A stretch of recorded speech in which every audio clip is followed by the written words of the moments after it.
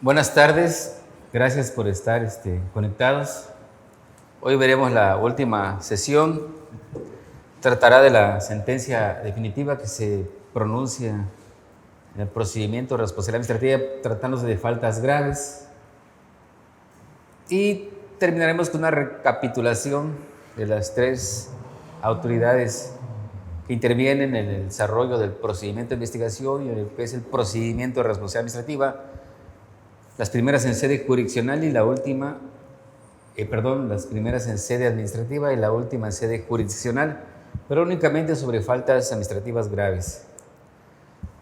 Recordemos, son tres autoridades que la ley define su marco bien establecido, bien definido en la Ley de Responsabilidades Administrativas para el Estado de Chiapas. Hay una autoridad investigadora, otra sustanciadora y otra resolutora. Para aquellas personas que van a ser autoridades investigadoras, que realmente es donde tienen que emplearse a fondo para interpretar la ley, debido a que tienen la carga de demostrar la responsabilidad de los presuntos responsables y la existencia de la comisión de una falta administrativa, tal vez surjan ciertas dudas. Una de ellas puede ser si se puede aplicar la Ley General de Responsabilidades Administrativas en vez de la local. Yo pienso que se pueden conjugar. Las lagunas de una pueden ser llenadas por la otra. ¿Por qué? Porque de acuerdo al artículo 133 de la Constitución, las leyes que emanan de ellas, que son las reglamentarias, y los tratados internacionales celebrados por el presidente de la República y aprobados por el Senado en términos del artículo 89, son ley suprema de toda la Unión. Entonces, en esa jerarquía, tenemos que la Constitución establece normas que hay que reglamentar, y los artículos que versan sobre responsabilidad administrativa, si no mal recuerdo de ser el 109, deja abiertos los cauces donde deben legislarse sobre materia de responsabilidades y crea una ley reglamentaria que es la Ley General de Responsabilidades Administrativas. Y de acuerdo al 133, podemos usarla. No necesariamente se supone que la debemos usar para soslayar leyes locales cuando no están de acuerdo con las leyes reglamentarias. Pero yo he visto que ciertas autoridades investigadoras se fundamentan en ambas, y algunas exclusivamente la ley reglamentaria de la ley general. No veo ninguna controversia en eso, no veo ningún algo que lo impida. Entonces siento que pueden usarse. Bien, vamos ahora a lo que es la actividad del órgano jurisdiccional tratándose de faltas administrativas graves, la sentencia. ¿Qué es la sentencia? Pues bien, el procedimiento de responsabilidad administrativa tiene su base en una estructura general que es regulada por la teoría general del proceso. Todo proceso comienza por un presupuesto que es un litigio o una controversia que habrá que resolver, que se plantea a través de una demanda, una denuncia, una investigación, que da lugar a iniciar una actividad que es el planteamiento de esa acción, de esa denuncia, y un auto que lo admite, lo radica y que da lugar a una etapa procesal como consecuencia. Por eso es que el proceso es un conjunto de actos procesales que tienen una temporalidad subsecuente y son consecuentes porque generan consecuencias. La demanda se admite. En todos los procesos es así. Claro, con sus características propias. Se ordena una citación, un emplazamiento, lo que da lugar a una contestación como respuesta al planteamiento de una demanda, de una denuncia. Lo que da lugar también a que las partes, atendiendo al principio de igualdad procesal, ofrezcan pruebas, una para acreditar la acusación, la denuncia o una acción, y la otra para acreditar sus excepciones y sus defensas. Otra etapa que es para formular alegatos. Los alegatos, pues realmente es una etapa significativa pero lo que es en la práctica, lo que es la práctica forense, no se le da la importancia ni ellos, ni los litigantes, ni el juzgador, porque la mayoría de las veces los alegatos no aportan nada. Alguna vez alguien escribió que los alegatos es un proyecto de sentencia que hacen las partes de por qué se acredita su acción o por qué procede su excepción, donde a manera de insinuación le dicen al juzgador cómo debe resolver. ¿Por qué a manera de insinuación? Para que, tratándose de egos, no se sientan que les están diciendo cómo resolver, nada más te lo insinúo.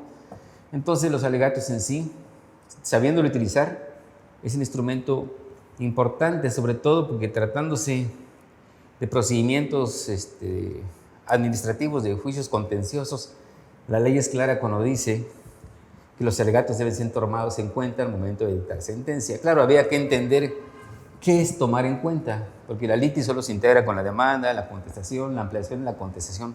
Entonces, ¿qué es de tomarse en cuenta? Yo pienso que lo que deben tomarse en cuenta es la forma en que la parte actora o la parte demandada, hablando de teoría general del proceso, plantea por qué el asunto debe salir a su favor.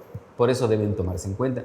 Pero no plantear un hecho novedoso que no fue parte de la litis, porque entonces estaríamos incurriendo en violaciones procesales. Bien.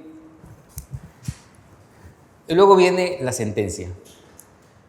Como se dan cuenta, la teoría general del proceso contempla una estructura común que se replica en todos los procedimientos: laboral, penal, civil, familiar, mercantil. Todos tienen características particulares debido a la sustancia, al derecho sustantivo que se aplica.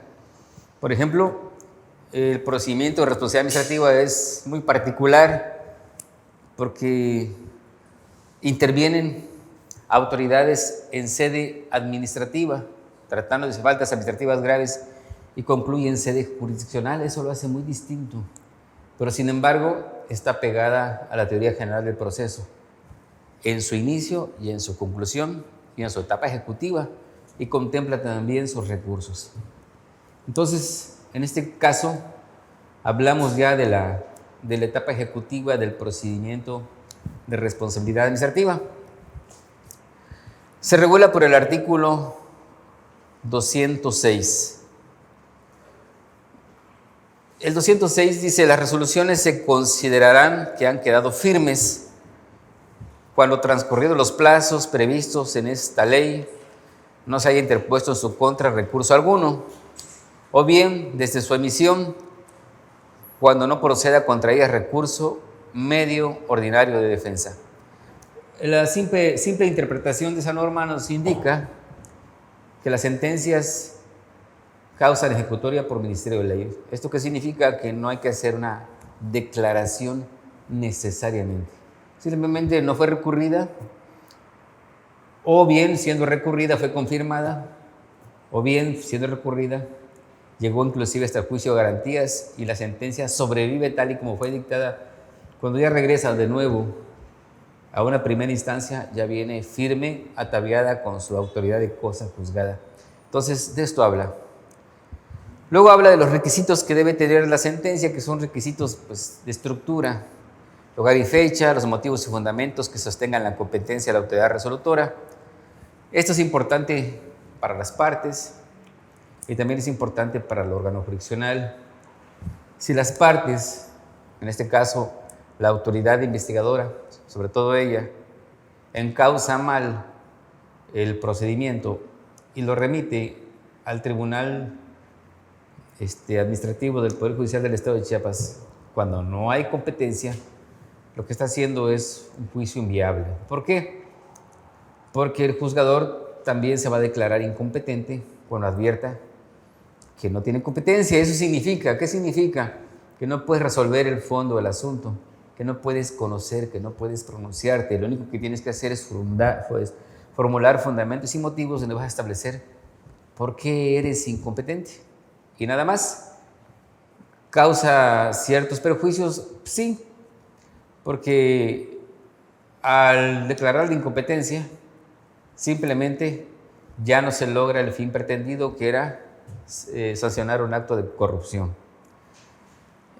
Uno de los problemas de la competencia sería cuando equivocadamente motivan y fundan una falta administrativa con tratamiento de que es grave y por también cuestiones del órgano jurisdiccional que debe advertirlo, porque la ley así lo establece. El juez, bajo su más estricta responsabilidad, debe determinar si la falta administrativa es grave o no grave y si no, regresarla. Digamos que, en cierta manera, la redacción a veces de las autoridades investigadoras no es tan buena, no te llevan de la mano de manera hilarada, consecuente, de una forma cronológica, como exige la propia ley, que deben ser narrados los hechos de manera clara y precisa, con los fundamentos y motivos, sino vienen de manera confusa totalmente.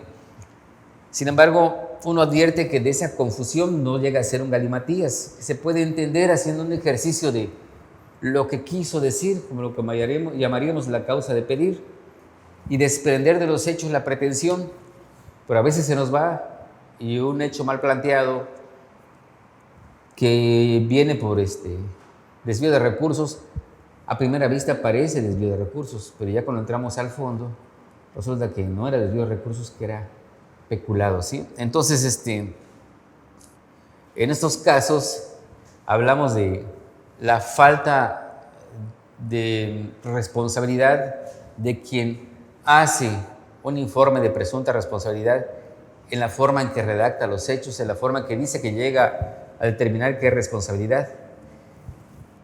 Y a veces resulta que plantean, como les decía, un hecho como falta administrativa grave, cuando realmente es no grave y sí causa un problema. ¿Cuál es el problema inmediato? Se los decía la vez anterior, la obligación del juzgador de advertir eso bajo su responsabilidad. Yo les decía, bueno, ¿cuál es la responsabilidad? Bueno, que el único momento para regresar un expediente a la autoridad sustanciadora para que a la vez lo remita a la investigadora es al momento en que el órgano jurisdiccional recibe el expediente. Si no lo advierte ahí, al llegar a sentencia definitiva ya no lo puede hacer, tendría que absolver necesariamente. Entonces, tal vez eso implique la responsabilidad de que al final de cuentas, por no advertirlo, ahora tienes que dictar una sentencia absolutoria. Esas serían las consecuencias. En toda sentencia, bien redactada, bien elaborada, tienen que ponerse los antecedentes del caso. ¿Qué se recomienda para el que va a dictar sentencia en faltas administrativas no graves? La capacidad de resumir, ¿sí? A veces en 20 hojas nos explican un caso, pero en 20 hojas nos explican el caso y nos repiten lo mismo cada ratito, cada ratito. Lo que se aconseja aquí es una lectura integral del caso, leer las 20 hojas y decir, bueno, ya entendí que dijo en 20 hojas, ahora voy a hacer un resumen de una cuartilla. Y créanlo, lo haces de una cuartilla y lo haces exactamente como debe decir las 20 hojas. Nada más que tuviste la capacidad de reducir la información a lo estrictamente necesario. Entonces, los antecedentes del caso deben ser breves, deben ser claros. La fijación clara y precisa de los hechos controvertidos por las partes. Entonces, los antecedentes del caso, por lo general, se hacen cuando mencionamos la calificación. Decimos, la autoridad investigadora, al calificar, llegó a la determinación que el presunto responsable incurrió en la falta administrativa grave de peculado. Para tal efecto mencionó que el día tal, de fecha tal, sustrajo un cheque que estaba a su disposición porque tenía las funciones de llevar el resguardo, los libros y lo que sea, e indebidamente se presentó al banco y lo cobró. Eso nos va a decir el expediente en muchas hojas, pero nosotros tenemos que tener la capacidad de resumirlo. Hay que contar la historia lo más resumido, pero sin excluir nada. Esto que estamos haciendo arriba, los antecedentes del caso, nos va a servir para copiar, pegar, cuando hagamos la fijación clara y precisa de los hechos controvertidos por las partes, que lo exige toda sentencia. Hay que volver a hacer el resumen. Tal vez en los antecedentes fuimos muy breves y en la fijación tenemos que ir más allá. Entonces, vamos más allá. En los antecedentes pudimos seguramente mencionar que incurrió en la falta administrativa de peculado, pero nunca mencionamos el artículo donde está peculado ni el código donde se encuentra. Entonces ya vamos más precisos. pero sin desgastarnos en estar copiando constancias y oficios y memorandos, nada de eso. Eso vamos a dejarlo ya en el fondo, pero igual de manera breve. Y luego viene la valoración de las pruebas admitidas y desahogadas. Para valorar pruebas quiere decir que ya estamos atendiendo el fondo. ¿Para qué nos sirven los medios de prueba? Nos enseñaron cuando estábamos en la universidad que a través de los medios de prueba el juzgador se cerciora fehacientemente de los hechos controvertidos para conocer la verdad. Entonces, hay que valorar las pruebas de una y otra parte y con base a esa valoración arribar a una conclusión de quién tiene la verdad, ¿sí? Ese ejercicio de valoración es el más delicado porque a la vez nos va a permitir conocer la verdad, pero una vez aprendiendo a hacer el ejercicio de valoración, a elaborar la sentencia se vuelve inclusive apasionante, porque llegamos a entender tanto los medios de prueba que los podemos concatenar unos con otros para llegar a la verdad y a la vez apoyarnos, sustentarnos en la ley para sustentar esa verdad. ¿Qué se recomienda acá? Bueno, antes de valorar pruebas, lo que se recomienda es ubicar el tipo. ¿Qué tipo de falta administrativa es? Y luego, como lo vimos en la última ocasión, establecer los elementos del tipo uno por uno. Yo les decía, no hay un libro, no hay un método que diga para los tipos de peculado los elementos son, para contratación indebida estos son los elementos. No, de la simple lectura ustedes pueden sacar los tipos. Simplemente es qué es lo que se debe acreditar. Por ejemplo, uno bastante delicado, vamos a ver, desacato. Cometerá desacato el servidor público que, tratándose de requerimientos o resoluciones de autoridades administrativas, fiscalizadoras de control interno, judiciales, electorales en materia de defensa de los derechos humanos o cualquier otro competente, proporcione información falsa, así como no de respuesta alguna, retrase deliberadamente y sin justificación la entrega de la información, a pesar de que le hayan sido impuestas medidas de apremio conforme a las disposiciones aplicables. Este es el tipo. ¿Cuáles son los elementos? ¿Dónde están? Acá. ¿Cuál sería el primero? Cometerá desacato el servidor público. Bueno, el primer elemento es que el sujeto activo sea servidor público. Y entonces ya empezamos con el ejercicio de valoración de pruebas. Hay que buscar dónde está el nombramiento del servidor público. Si existe nombramiento o si él firmó algún documento donde aparece que es director o jefe de oficina o de una unidad, lo que sea, o secretario de Estado. Y ya con eso establecemos que ese servidor, que esa persona es un servidor público con su nombramiento de fecha tal, expedido por tal, y estamos acreditando y le ponemos la motivación necesaria para determinar qué se entiende por servidor público y en qué artículo está, de qué ley, y vamos ya dándole materia, vamos reforzando, dándole sustancia a nuestra motivación. Tenemos el primer elemento. El segundo, ¿qué hace el servidor público? Bueno, dice que tratándose de requerimientos o resoluciones de autoridades administrativas. Segundo elemento, ponen ahí, segundo elemento,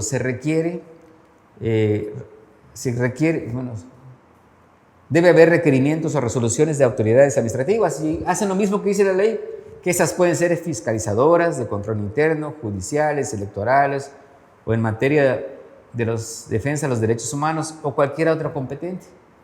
Entonces dicen, bueno, vamos a acreditar si hubo requerimientos y de qué autoridad. Dice, efectivamente, se advierte en autos que hay un requerimiento de la Comisión Estatal de Derechos Humanos expedida con fecha tal. ¿Qué ubicamos inmediatamente? Que hubo requerimiento y quién requirió. Ya tenemos el segundo elemento del tipo, ¿sí? Otro elemento, que este funcionario proporcione información falsa. Primer supuesto, lo pueden dividir. El tercer elemento tiene 2 o 3 supuestos. Que proporcione información falsa, primer supuesto, o que no dé respuesta alguna, segundo supuesto, o retrase deliberadamente y sin justificación la entrega de información, tercer supuesto, ¿ya? Ya tenemos. ¿Qué hizo el funcionario? Pues nunca quiso dar la información. Bueno, pues sí dio información, pero la dio falsa. Hay que determinar después por qué la dio falsa. Pueden decir ustedes, la dio falsa porque en su deber funcional, de acuerdo al cargo que ocupaba, de acuerdo al artículo 7, que lo obliga a conocer las funciones que desempeñaba, él no podía desconocer la información, por lo tanto podía advertir que la información que estaba dando era falsa, lo que sea, ¿sí? Así como, bueno, y luego la última, aquí es donde fallan todos hasta ahorita. El último elemento sería, a pesar de que le hayan sido impuestas medidas de apremio conforme a las disposiciones aplicables. Mucho se ha discutido si realmente este elemento debe integrarse. Y en mi experiencia no han procedido las faltas administrativas graves de desacato porque acreditan todo, acreditan el carácter de servidor público, acreditan que hubo un requerimiento, que es de una autoridad judicial, que esta persona no dio respuesta, pero el último, no acreditan que se le impuso una medida de apremio, ¿sí? Que le fue impuesta una medida de apremio conforme a las disposiciones aplicables. Y entonces, sí hiciste todo, pero debiste acreditarme que le impusiste una medida de apremio. Primero lo requeriste, no te cumplió y se le hiciste efectiva. Esto cierra el círculo. Entonces, al acreditarse el último elemento, entonces ya estamos ante la falta administrativa de desacato que ya quedó comprobada. Para mí que el último elemento sí tiene que darse. Lo alegan muchos de que no es necesario, pero si lo trae el tipo, si viene descrito como parte de la figura de desacato, para mí que sí debe darse. Entonces, es lo que se hace cuando hablamos de los tipos administrativos. Primero hay que determinar qué elementos tiene. Lo tenemos que hacer nosotros, establecer cuáles son los elementos, bueno, leyendo bien la del tipo, estableciendo, a ver, primero se acredita que sea servidor público, segundo, que haya un requerimiento, tercero, que se negó o ocultó información o dio información falsa, y tercero, que por no haber rendido información, se le requirió que lo rindiera, y como no lo hizo, se le impuso una medida de apremio y está acreditada que sí se giró oficio a Hacienda para una multa. Está el desacato, ¿sí? ¿Cómo estamos acreditando? Con las constancias que están en el expediente.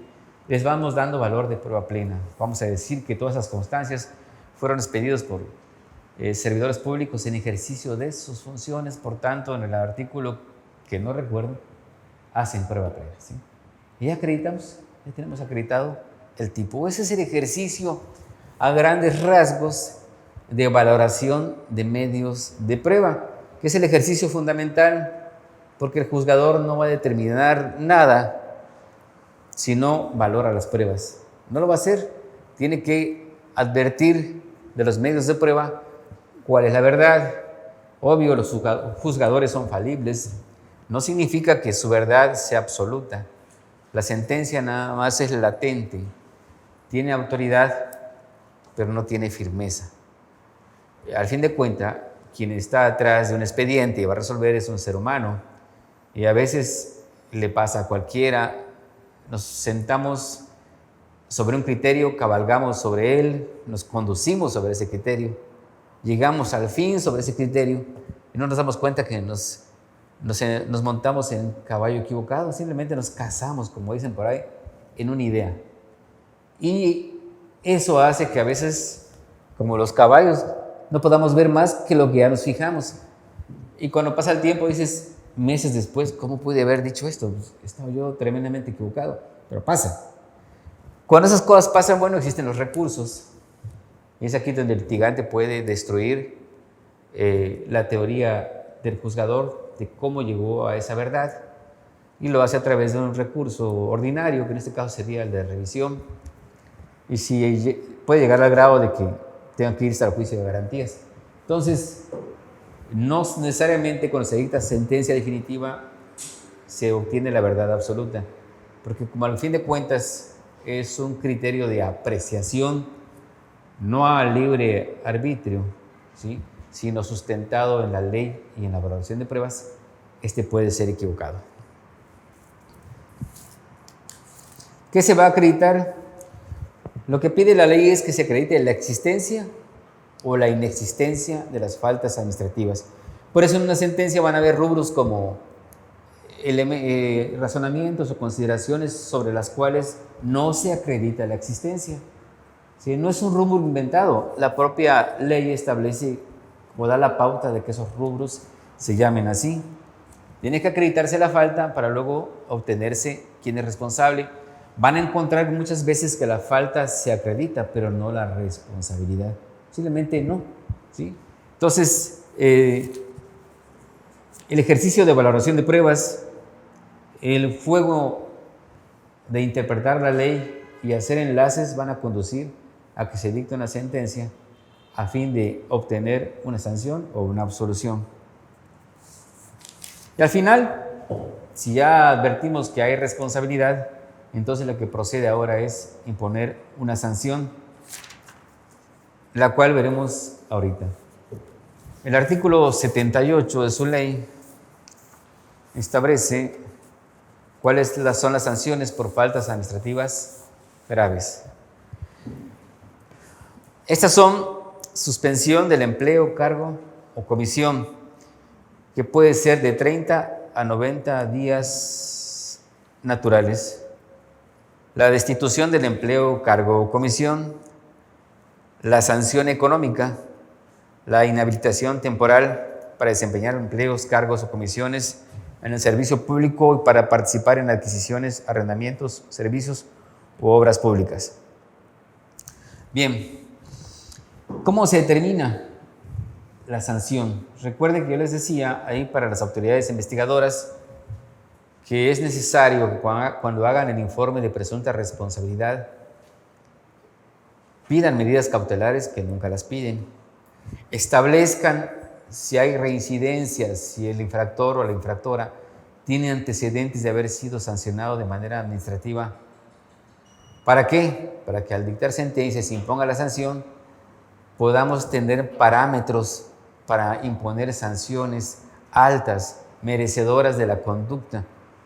Si esos datos no se proporcionan, como realmente no lo hacen, porque nadie lo hace, y ya nos causa un problema porque tenemos que sujetarnos a poner las sanciones las más bajas posibles. No nos dicen su situación económica, si son infractores, no nos dicen nada, no nos proporcionan elementos, y a la falta de esos tenemos que sujetarnos a lo mínimo. Veamos, dice, en caso de que se determine la inhabilitación del servidor público, este será de 1 hasta 10 años si el monto de la afectación de la falta administrativa grave no excede de 200 veces el valor diario de la unidad, medida y autorización. Entonces, las 200 veces, las 200 sumas, están como en 19,000 pesos. ¿Sí? Esto significa que para sancionar un desvío de recursos de menos de 10,000 pesos, peculado de menos de 10,000 pesos, se podrá imponer una pena de 1 hasta 10 años. Pero si en el informe de presunta responsabilidad omite mencionarnos si el presunto responsable tiene antecedentes, en caso de que la falta administrativa grave cometida por el servidor público le genere beneficios económicos, o a él o a cualquiera de las personas a que se refiere el artículo 52, se le impondrá sanción económica que podrá alcanzar hasta 2 tantos de los beneficios obtenidos. Esto es cuando el servidor público, al cometer la falta, obtenga beneficios. ¿Cuáles serían esas faltas? Bueno, el desvío de recursos, sería el peculado, donde hay un beneficio. En desvío de recursos es cuestionable porque realmente la gran mayoría de las veces se conjugan el peculado y el desvío. Pero si no existe esa conjugación en la contratación indebida, por lo general no se obtiene un beneficio. Aquí lo mirábamos la vez pasada, el desvío nada más es asignar un presupuesto de una obra a otra sin la autorización de quien debe darlo. Ya con eso se incurre en responsabilidad. Pero si se obtiene un beneficio tratándose del peculado, la sanción económica puede ser dos tantos del beneficio obtenido. Si en ningún caso la sanción económica que se imponga podrá ser menor o igual al monto de los beneficios económicos obtenidos.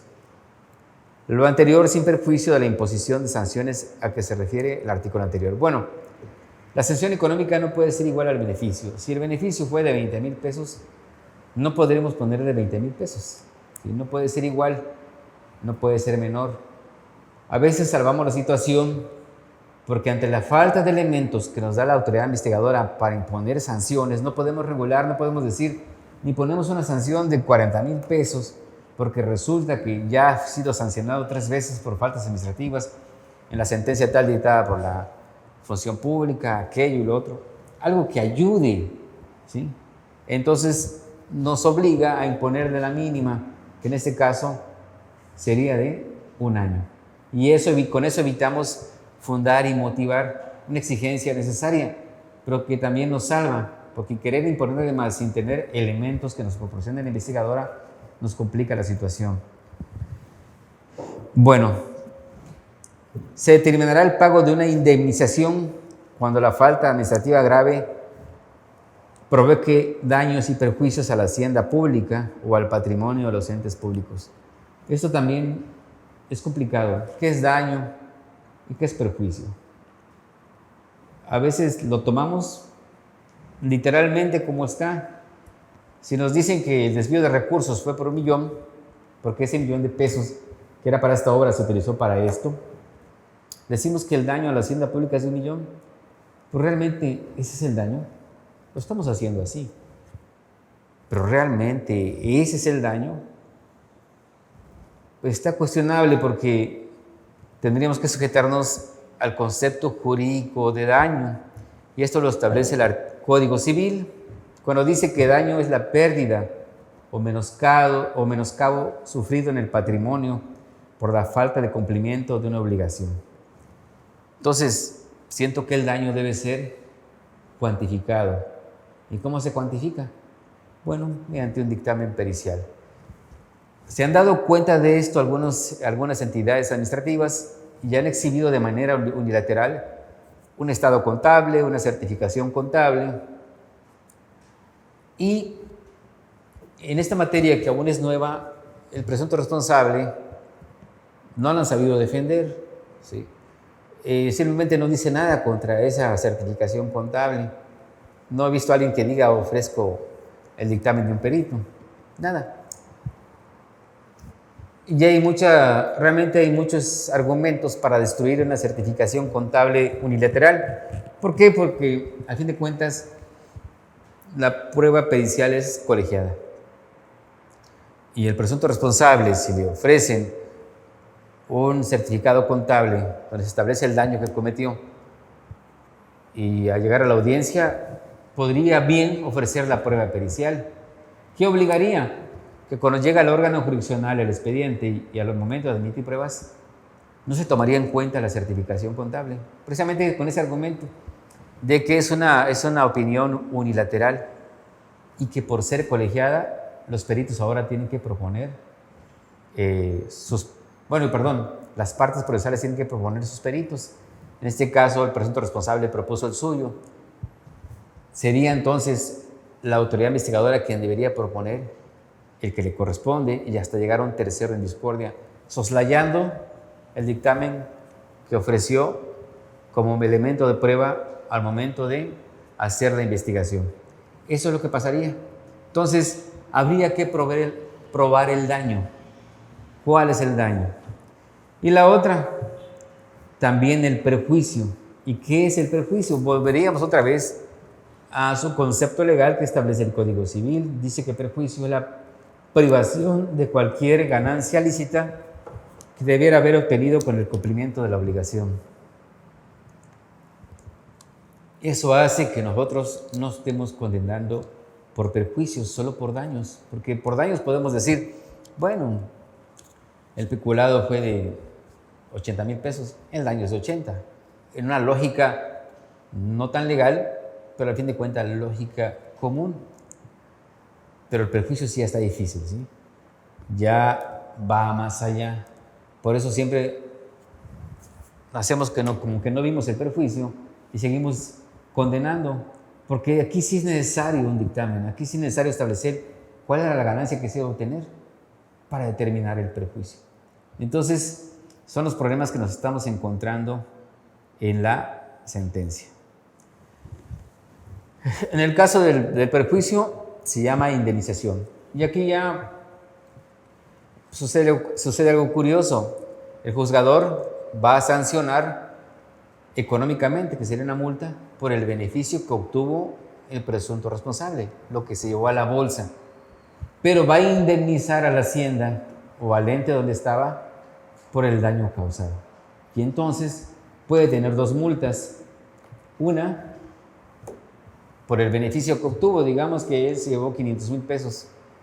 Pero como la ley me autoriza ponerle hasta el doble, le puedo imponer 1,000,000, siempre y cuando me establezcan los elementos necesarios para justificar imponer esa pena, cosa que debe darme, instrumentos que debe dar la autoridad investigadora.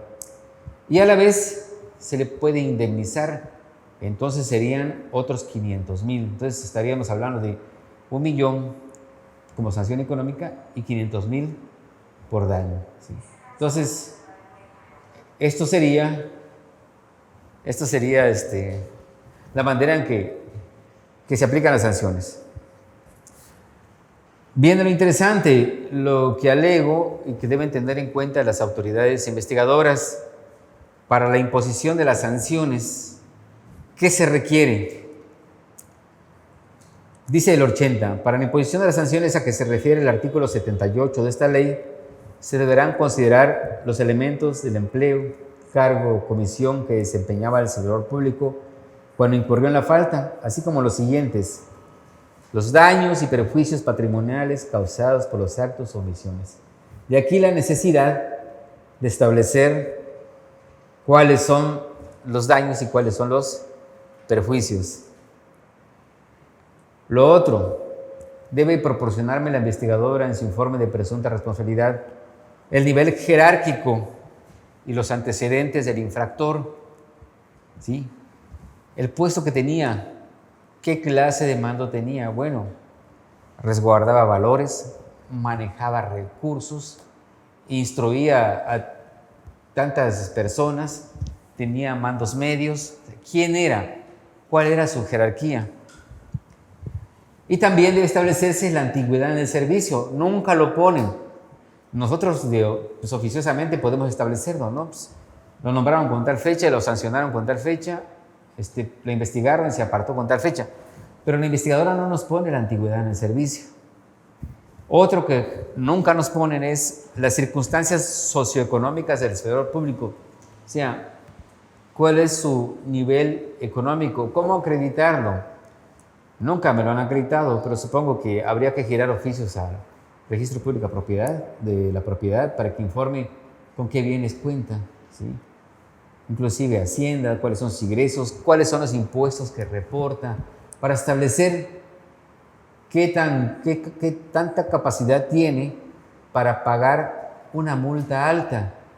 De esta manera, estableciendo las circunstancias socioeconómicas, van a dar los elementos para que podamos motivar y a la vez fundar, porque una multa se la ponemos en una determinada cantidad alta y no menor, pero es necesario esos elementos. Al no venir, nos obligan, como les digo, a imponer la pena mínima. Las condiciones exteriores y los medios de ejecución, ¿sí? ¿Cómo le hizo? ¿De qué abusó? Bueno, abusó de eso. Aprovechó de la circunstancia de que manejaba los recursos que estaban a su disposición para sustraerlos, para firmar, para facilitar firmas, para hacerse pasar por otra persona. Todo lo que viene realmente en lo que son los hechos circunstanciados en la narración. Y si hay reincidencia en el cumplimiento de obligaciones, si tiene antecedentes, así como el monto del beneficio derivado de la infracción que haya obtenido el responsable. 2 o 3 elementos acá los obtenemos de manera oficiosa de la redacción que hace la autoridad investigadora, que se recomienda entonces a aquellos municipios que van a establecer autoridades investigadoras para iniciar procedimientos, que se vayan a la ley es un manual, la ley les va a decir, en tu informe tienes que mencionar esto, aquello y lo otro, y pongan cuáles son los daños y perjuicios, número 1, número 2, cuál es el nivel jerárquico, cuáles son las circunstancias económicas. Bueno, si no las pueden obtener, simplemente digan, no hay, ¿sí? Ya con eso determinan al menos que lo intentaron.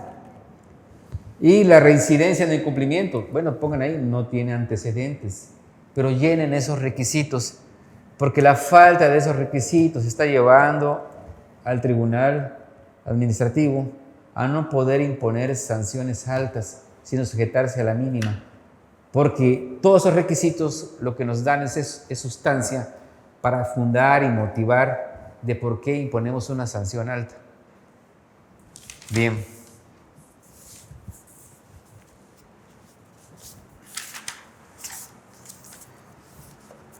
Bien, para recordar entonces, las funciones de la autoridad investigadora son el andamio que va a soportar la estructura de un procedimiento de responsabilidad administrativa. La finalidad del procedimiento de responsabilidad administrativa es una finalidad jurídica, es social, es política, es combatir la corrupción.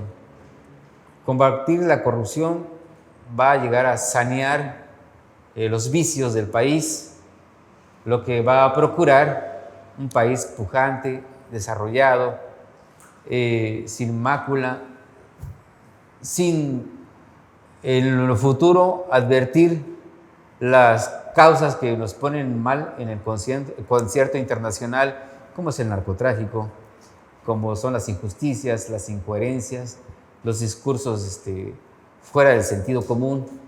¿Sí? Combatir la corrupción lo que va a hacer es enderezar el cauce, proyectarnos como un país desarrollado. Y ese trabajo lo tenemos en las manos. Antes, cualquier persona podía disponer de una cantidad de dinero, no devolverlo y no pasaba nada. Ahora, una cantidad de 20,000 pesos significa, si se lleva a cabo un procedimiento de responsabilidad administrativa, una inhabilitación de 10 años. Entonces, si hacemos correctamente nuestro trabajo en la investigación, lo que estamos haciendo es poner el ejemplo, hacer que se vuelva mediático las sanciones que se están imponiendo y que los servidores públicos ahora, antes de cometer una infracción, lo piensen muchas veces, porque ahora sí ya hay todo un procedimiento para sancionarlos. Esa es la finalidad. Entonces, lo que tenemos en nuestras manos es un trabajo que realmente implica mucha responsabilidad. No hay nada que inventar, todo está en la ley, cómo se hace la investigación, cómo inicia la investigación, qué es lo que hace la investigadora, cómo se debe calificar, cómo se debe hacer el informe de presunta responsabilidad administrativa, cuándo inicia el procedimiento, cuáles son las funciones de la autoridad sustanciadora, cómo se desahoga la audiencia, cuáles son los medios de prueba, cómo se dicta la sentencia, cómo se sanciona, cuáles son los recursos de los presuntos responsables. Todo está en la ley. Lo que se requiere nada más es un ejercicio práctico, llevarlo a la práctica. Desde un principio insistí, porque así lo veo y estoy seguro que así lo ven muchos, es que la investigación debe estar a cargo de operadores del derecho. En mi experiencia me ha tocado conocer gente que ni siquiera son abogados y están a cargo de la investigación. Y no es para demeritarlos y decirles que no eres capaz, es que simplemente no le corresponde a ellos hacer una investigación porque no tienen los elementos técnicos jurídicos para llevarla a cabo.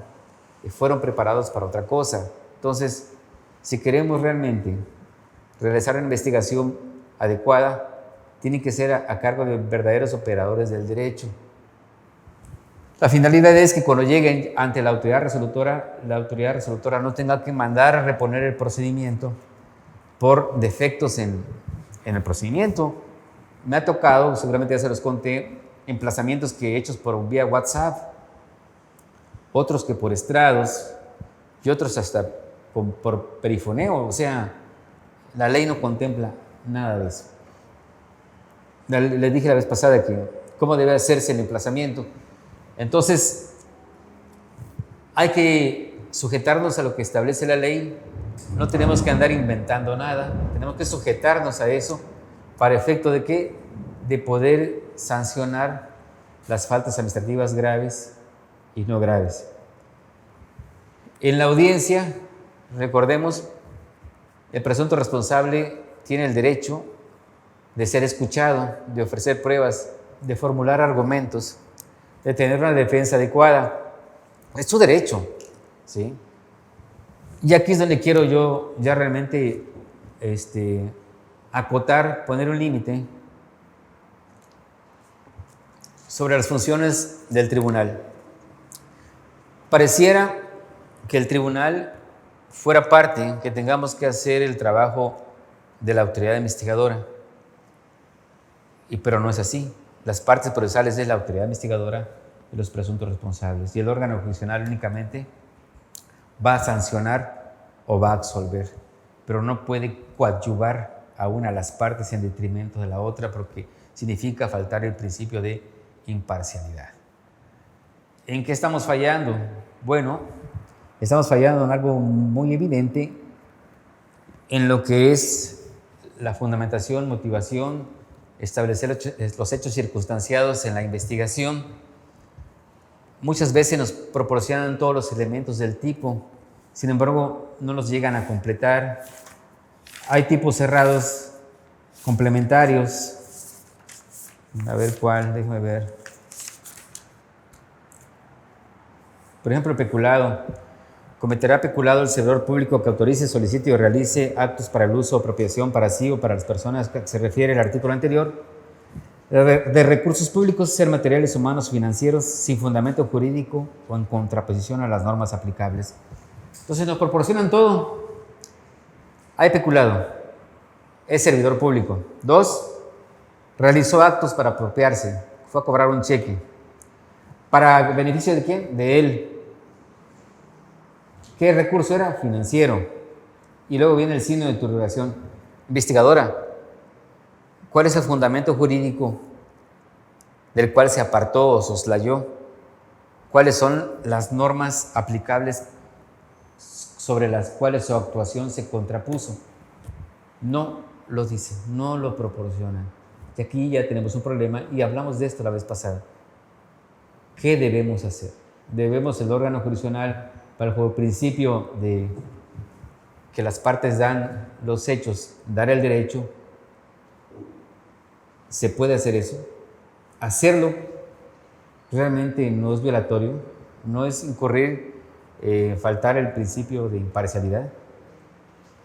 ¿Qué no establecer el fundamento jurídico o las normas aplicables que contravino parte de los elementos del tipo y que acreditar los elementos del tipo es una obligación, es una responsabilidad de la autoridad investigadora?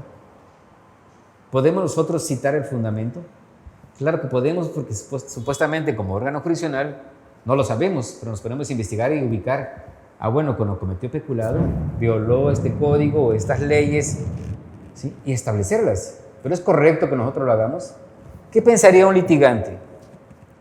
¿Qué puede interponer? Bueno, recurso de revisión que va a hacer valer el resolutor al dictar sentencia definitiva faltó el principio de imparcialidad, porque coadyuvó a la parte procesal, autoridad investigadora, al perfeccionar la investigación, toda vez sala o magistrado puede advertir de la lectura de informe de presunta responsabilidad que estableció los elementos del tipo, pero le faltó uno, establecer cuáles fueron las normas o el fundamento violado. La autoridad investigadora nunca los ubicó. La pregunta es, ¿puede el resolutor hacerlo? ¿Sí? Entonces aquí viene la duda. Yo estoy seguro que no puede. Y en eso están fallando las autoridades investigadoras. Y hay que absolver. Oye, sí se acreditó que se llevó el dinero y se lo llevó a la bolsa. ¿Pero qué normas contravino? Pero tú eres el juez, tú conoces el derecho. No, pero está en el tipo. ¿Y quién va a acreditar los elementos del tipo? La autoridad investigadora. Entonces ya tenemos un problema, ¿sí? Un problema que realmente está muy cuestionable y que seguramente dentro de unos meses o tal vez un año ya haya criterios que definan eso, porque sí estamos en un problema como ese. Entonces, la autoridad investigadora tiene que ver la manera de que al momento de establecer faltas administrativas como la de peculado, donde se establece que debe decirse cuál es el fundamento o las normas que contravino el presunto responsable, decir, bueno, cuando cometió la falta administrativa su cargo era este, y de acuerdo a la ley que regula el acto de sus funciones, ¿sí?, que puede ser la Ley de Desarrollo Constitucional para los municipios, era tesorero, manejaba recursos, debió usar el dinero para esto o entregarlo a Hacienda si el dinero le quedó una vez aplicada la obra. Establecer cuál es el artículo, la porción, el inciso que dejó de cumplir. ¿Qué estamos haciendo? Estamos diciendo cuál es su fundamento del cual se desapegó. Le estamos proporcionando al juzgador el marco normativo. Y el juzgador va a decir, se acreditan todos los elementos. Pero no lo están haciendo. Entonces tienen que ir más allá, tienen que terminar la obra, acabarla, establecer el marco que regía la actuación del servidor público y luego citarlo en el informe de presunta responsabilidad administrativa.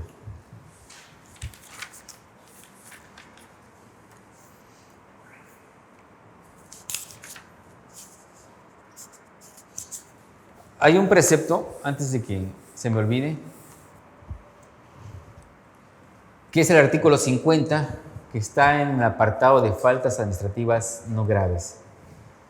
Vean lo curioso.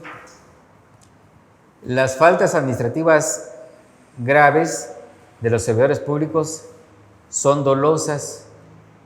Las faltas administrativas no graves también son dolosas.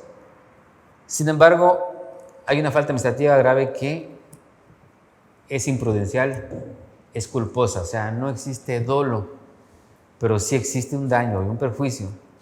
Veamos qué dice. También se considerará falta administrativa no grave los daños y perjuicios que de manera culposa o negligente y sin incurrir en alguna de las faltas administrativas graves señaladas en el capítulo siguiente, causa un servidor público a la hacienda pública o al patrimonio de un ente público. Entonces, hay faltas administrativas culposas, no graves. No se me ocurre alguna ahorita, porque al fin de cuentas es un tipo abierto que se tiene que cerrar con la hipótesis de la falta administrativa que se va a sancionar. En este caso dice, los entes públicos o los particulares que, en términos de este artículo, hayan recibido recursos públicos sin tener derecho a los mismos, deberán reintegrar los mismos a la hacienda pública o al patrimonio del ente público afectado en un plazo no mayor de 90 días hábiles, contados a partir de la notificación correspondiente del órgano de fiscalización o de la autoridad resolutora. Entonces, hay una consecuencia, el de reintegrar el daño, ¿sí? Ese es el único artículo que habla de una falta administrativa negligente o culposa. No hemos tenido ningún caso ahorita, porque realmente no se me ocurre establecer ninguno. Bien, lo que también establece la Ley de Responsabilidades Administrativas es que las funciones de la autoridad investigadora no lo puede hacer la sustanciadora. La sustanciadora, para faltas administrativas graves, no puede investigar. Recibe el informe de presunta responsabilidad y únicamente lo que tiene que hacer es emplazar al presunto responsable para que comparezca en audiencia y éste ofrezca pruebas, únicamente. Pero no puede realizar ejercicios de investigación, así que no se les ocurra que para perfeccionar la investigación dentro de la sustanciación abran una etapa de investigación, porque entonces estamos desnaturalizando el procedimiento de responsabilidad administrativa. Tal vez puedan ser actos de buena fe, bien intencionados, pero al fin de cuentas se desapegan de lo que establece la ley.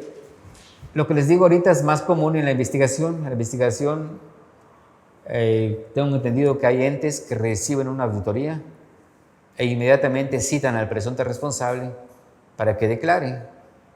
Y yo pregunté, ¿declare? ¿Cómo qué? Como testigo. Pero eso no puede ser. No puede ser testigo quien es parte, que es un principio general del derecho. Y el presunto responsable es parte, ¿sí? De él no se puede tener una testimonial. Se puede tener una confesional siempre y cuando no sea obligatoria mediante la violencia. Sería una confesional hasta espontánea, ¿sí? Nada más.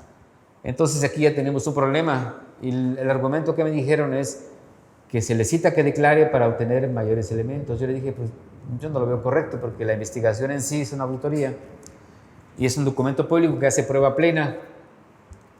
Lo único que tienen que hacer con una auditoría es valorar el documento.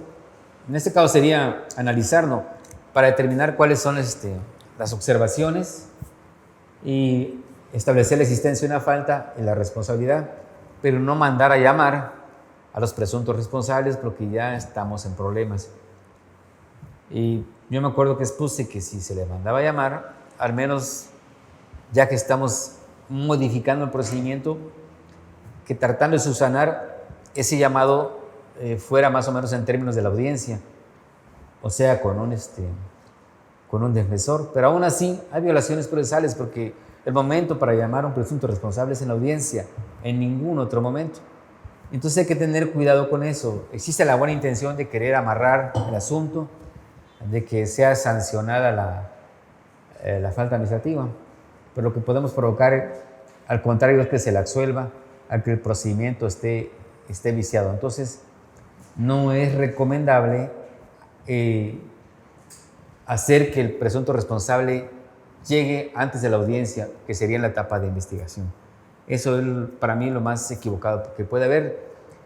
Es cierto, la ley tiene demasiadas deficiencias, pero a nosotros que tenemos el encargo de investigar, de sustanciar, de resolver, no vamos a meternos en eso. Vamos a hacer lo que establece la ley y que después, que en el transcurso del tiempo, se derogue, se reforme, se establezcan nuevos criterios para llenar esos vacíos, complementar esas lagunas. Entonces, no tratemos de forzar lo que no está, sigamos con lo que sigue. Esa es la recomendación que hago para la etapa de investigación, para la etapa de sustanciación. Bien, es todo. Fue un placer haber estado con ustedes. Estoy por terminado el curso.